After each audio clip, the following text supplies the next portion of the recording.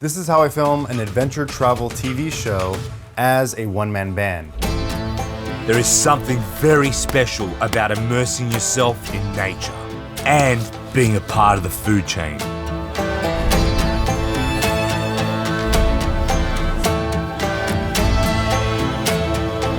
The premise of this show is that we do an episode in every state by harvesting wild game local to that state and then creating a dish at the end to showcase all the ingredients we harvested to create one final dish. We're doing one episode in each state, hence the name United Plates, which you can watch on the Outdoor channel or find it on Amazon Prime. I want to cover how I got this job, a behind the scenes look into production, the gear I used, some of the crazy situations I ended up in, and also all the lessons I learned along the way, which I think has made me an absolutely better documentary filmmaker.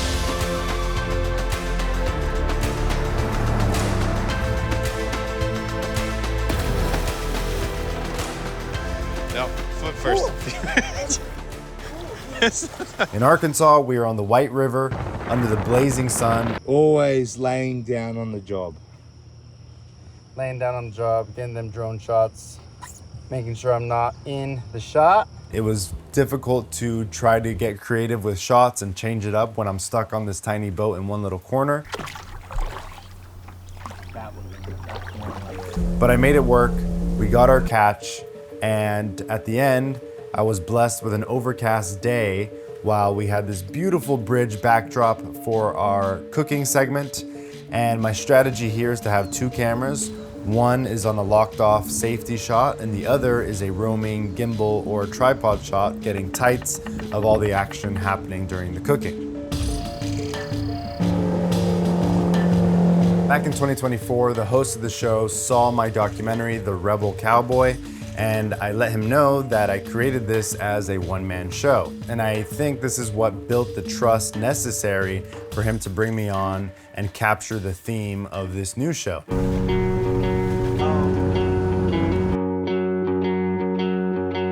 Started our next episode in the bayou of Louisiana, getting destroyed by mosquitoes while filming our initial interviews in the swamp. I'm like the boss of the people, you know. And I know. After that, we went on a frogging hunt adventure, which lasted until 4 a.m., getting wrecked by bugs, but I mean, that's an experience I'll never forget.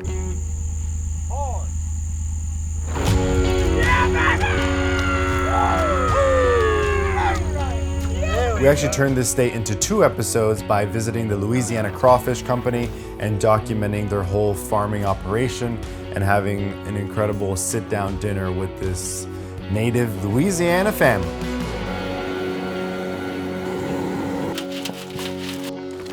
For this adventure, I had to be lean and mean with the gear I brought. I only brought 2 Pelican cases and a backpack worth of equipment. I actually made a video on this channel breaking down everything I travel with as a traveling DP. To summarize it in short, it's essentially my FX6 on a shoulder rig. Make sure to have handles, at least I do. And I have an FX3 as my B cam. This I'll use for cooking segments to get different angles. And for audio, I'm using the Sony UWP system with a solid Sennheiser 416 shotgun mic on the front of my camera. It is impressive how much I depend on the shotgun mic rather than the lavs. I think it sounds a lot better as long as you're close enough to your subject. For lenses, I have a 24-70 and 70-200. Starting production in the Gulf with not one cloud for 2 very long days looking for redfish. That didn't work out, so we switched gears and went bow fishing at midnight.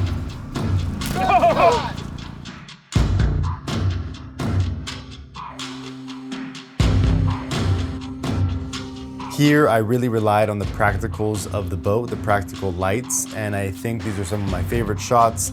I positioned our characters in the right light using the light that was available, and it just came out so cool with the yellow and purple lights from the boat.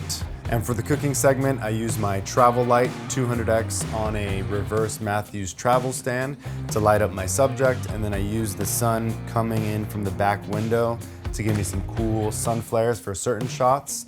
And I would kind of hop back and forth between locked off on my tripod to taking it off, getting close into the action to get our close-up shots, and I did this whole segment on just one camera.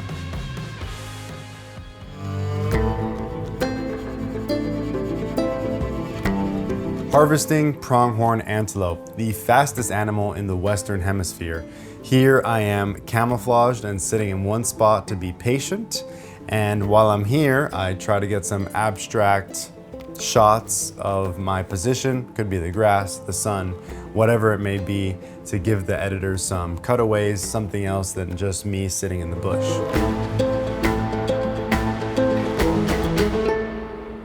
For the cooking segment, we visited a whiskey distillery and I got to document their manufacturing process.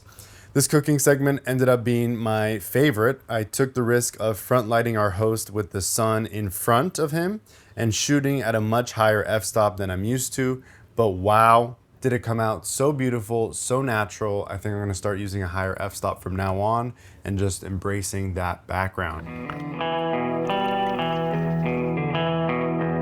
When I first got started with cameras, I did everything handheld, but if I can go back, I would invest in a fancy tripod much sooner and really practice composition and framing by taking photos with a video camera and let whatever is in my frame do the action.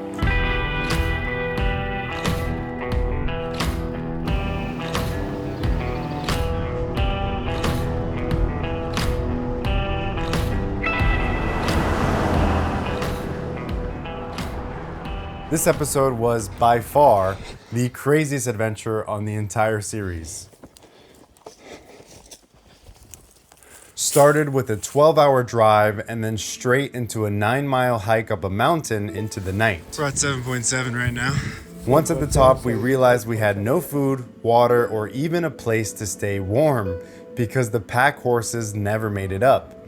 So there we were, in a tent, in the cold, eating candies and trying to stay warm around a portable heater and sleeping or getting comfortable back to back with each other, using a paper towel roll as a pillow and trying to stay warm. There's something hilarious about being in a miserable situation with your friends, and it's so funny that it kind of keeps the spirit up.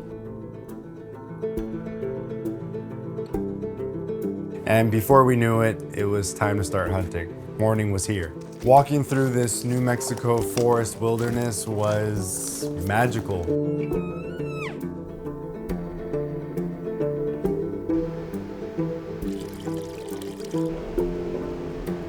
Hearing the elk bugle, the sounds of the forest, I mean, there's something about it that just makes you feel more human, if that makes sense. We're collecting water for a hunting campground that refused to bring any water. It's good. Then we found an opportunity. My heart was beating at 1,000,000 miles an hour. I felt like I was hunting too, even though I was just a cameraman. And I had to nail my focus at a 2.8 aperture because it was already dusk, so it was dark. Through the forest, through the bush, right to land on the animal. Giant bull, giant.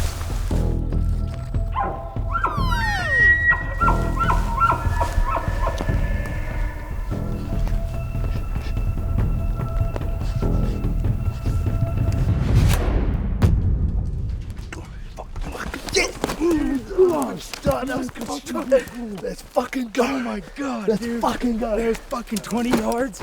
Oh. The peppers.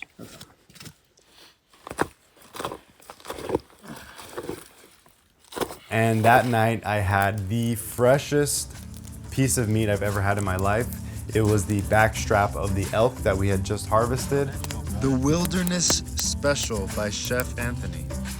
Yes, it is. Got to share it with these incredible cowboys who were our guides. They're native to the land.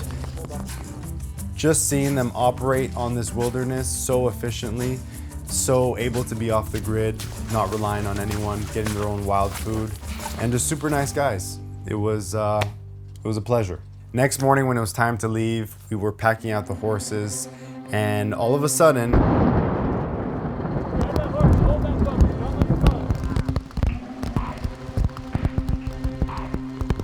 wind, rain, everything, all at once, thunder, lightning, horses were going crazy, and we still had to, you know, do our mission and make it down the mountain.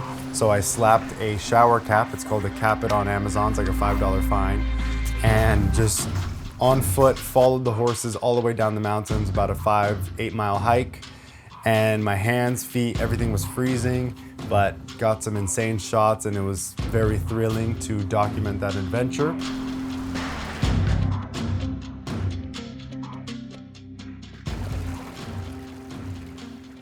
We finished this episode off by cooking some elk burgers in this small town. I would say push your producers to find a great location. In this instance, I was able to make an incredible interview scenario by positioning our characters in the center of the restaurant so we had depth on both sides, and then threw up my little key light motivated by the window, which just brought up the levels just a bit on their face to make it look like $1 million.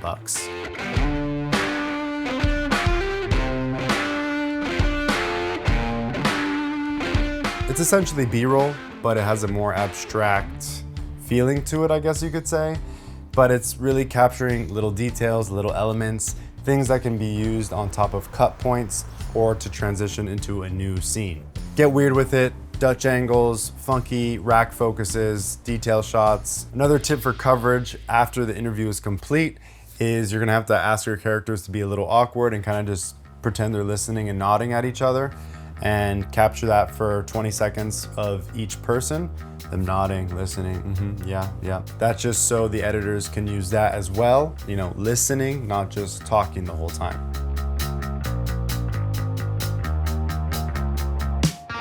Texas, the home of American barbecue.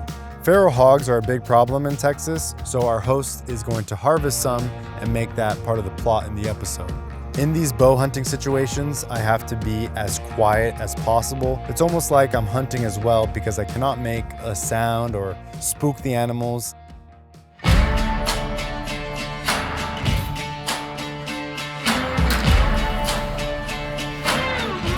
We got it done and headed to a legendary pit master, and they made some really lean hog. After doing this series, I now want to buy a Cine zoom lens. I would say half the time I'm in manual, half the time I'm in auto, and I have a shortcut on my camera. I click, I'm in manual, I unclick, I'm back in auto. So I could track someone's face as we're walking because it's very hard to manual focus that. And then as soon as I need to be intentional and punch into something or the autofocus is just not working, I hit my shortcut and boom, I got it.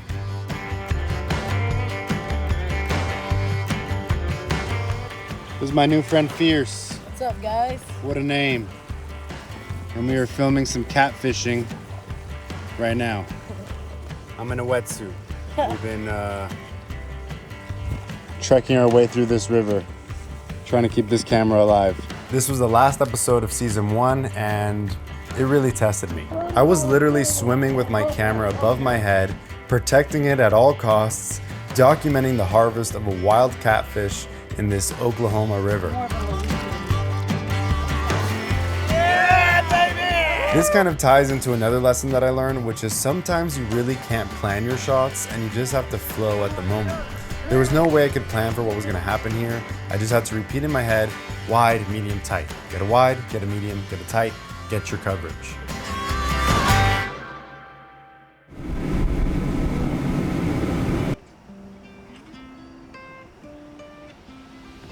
Back home, baby, only a few miles south of me and one of my favorite places to film. On this episode, we're harvesting lionfish. And a pro tip I wanna give is not to get sick while you're on a boat. Another thing to do is not look at your tiny monitor for a long period of time while the whole world is moving around you when you're on a boat. You need to briefly look at it and kind of instinctually know what you're shooting and keep looking out into that horizon. Because every time you stare at the monitor for too long, you just start to not feel good. Something else I did while here is I utilized the tripod a lot for the boat shots.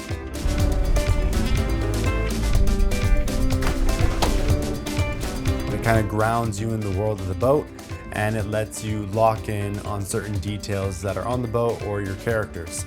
I love how some of these shots came out. I'm gonna start using tripods on boats way more.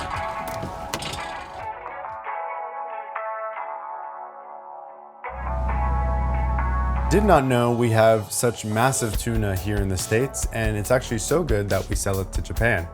These were extremely rough conditions to film in, very rough seas, big waves, freezing. So I had to kind of anchor myself by pressing my body into the ground or a wall or something around me. And then something I would do to get tripod-like shots was press my camera into the boat in certain places to make it look like it was a tripod and just get these beautiful locked off shots.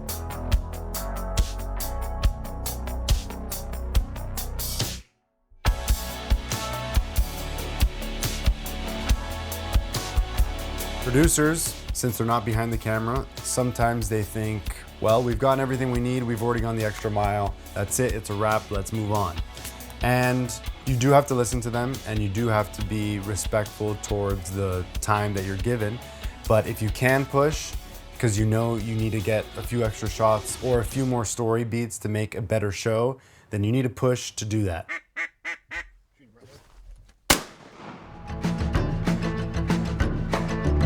Did some duck hunting out here, and I had no idea this hideout way of hunting was even a thing. It was a challenge to make it interesting and get a variety of shots while standing in one place and trying to be as quiet as I could possibly be. So at the end, we got some abstract shots, of the shells, of the animal, stuff to spice it up a bit.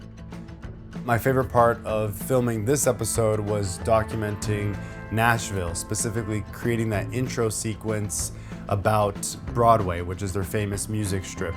The key here was to be super patient, since you're filming people who don't even know they're being filmed, and finding big depth to get time lapses, to get people moving without kind of focusing on anyone's face. That was a lot of fun to do. I've always seen it in travel shows and wondered how they did it. And this time I think I actually nailed it.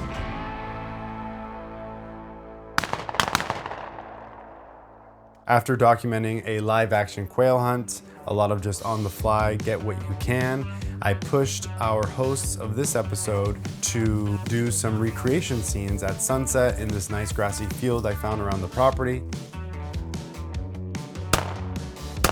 And here I was able to be very intentional with my framing and everything that I was doing, instead of just capturing whatever was happening in front of the camera. And I got some killer shots that I think the editors can use as part of the intro sequence, or maybe to put in as a beautiful shot in the middle of the quail hunt. Always push to get the shots you want to tell a better story, even if it's not happening in the live action moment. Do not sleep on GoPros. They are an incredible camera. I think they're still better than Insta360, DJI, even though YouTube says otherwise. I think that's just a marketing push. Treat it like a real camera. Set up your ISO, set up your shutter speed for motion blur, 24 frames, 60 frames max. Add your ND filter to control the light, and use that skill of composition and framing to set up a tripod-like shot in very unique places that you wouldn't otherwise be able to do with your real camera, unless you had a bunch of rigging, and get those shots.